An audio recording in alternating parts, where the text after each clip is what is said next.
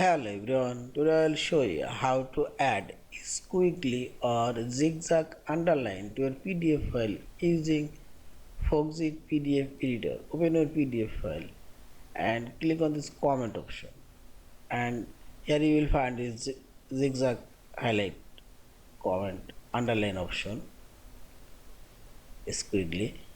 Now drag your mouse and select your text you want to underline and see this, and this right sidebar arrow, here you will find this underline color opacity and transparency. I'll make it red color and transparency I will change, and see this.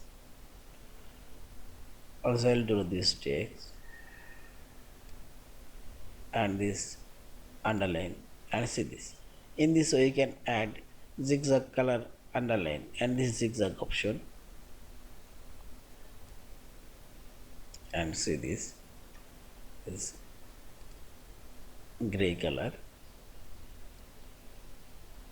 Yeah, this is.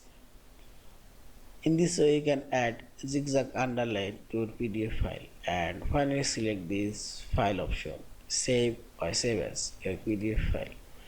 Thank you for watching. Please subscribe, like, share and comment.